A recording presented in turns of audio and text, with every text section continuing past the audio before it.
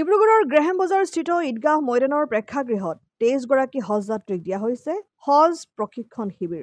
ডিব্ৰুগড় জিলাত হজ যাত্ৰীসকলৰ প্ৰশিক্ষণ শিবিৰ। ডিব্ৰুগড়ৰ গ্ৰেহাম বজাৰস্থিত ঈদগাহ ময়দানৰ প্ৰেক্ষাগৃহত 23 গৰাকী হজ যাত্ৰীক দিয়া হৈছে এই প্ৰশিক্ষণ। 23 গৰাকী হজ যাত্ৰীৰ ভিতৰত 9 গৰাকী মহিলা আৰু 14 গৰাকী পুৰুষ হজ যাত্ৰী মক্কা আৰু মদিনাত হজৰ বাবে যোৱাৰ প্ৰস্তুতি আৰম্ভ কৰিছে। জিলা হজ কমিটিৰ উদ্যোগত হজ যাত্ৰীসকলক প্ৰশিক্ষণ প্ৰদান কৰিছে প্ৰশিক্ষক ডিব্ৰুগড়ৰ সৈয়দ পাৰভেজ মুন্নাফুৰ ৰহমান, সিদ্দিকুৰ ৰহমান আৰু শিৱসাগৰৰ শ্বেইখ সমীৰুল হকে। হজ যাত্ৰীসকলক হজৰ সময়ত পালন কৰিবলগীয়া হজৰ ধৰ্মীয় নীতি নিয়ম, হজৰ স্থানৰ বিষয়ে জনা ইত্যাদি বিষয়ত প্ৰশিক্ষণ প্ৰদান কৰা হৈছে।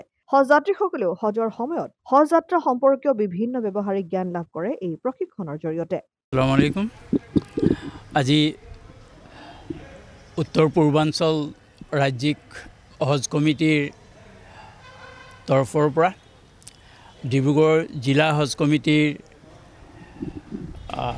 আতিথ্যত ডিব্ৰুগড় জিলাৰ আগন্তুক হজ 2025 বৰ্ষৰ হজযাত্ৰীসকলক প্ৰশিক্ষণ দিবৰ কাৰণে এটি অনুষ্ঠান আয়োজন কৰা হৈছে। আজি প্ৰায় 23 গৰাকী হজযাত্ৰী ইয়াত আহি উপস্থিত হৈছে আৰু 3 গৰাকী প্ৰশিক্ষক উপস্থিত হৈছেহি।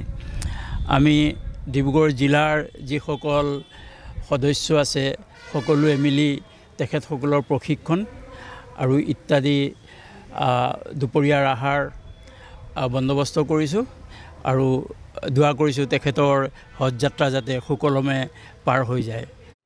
অসম আদিত্য, ডিব্ৰুগড়।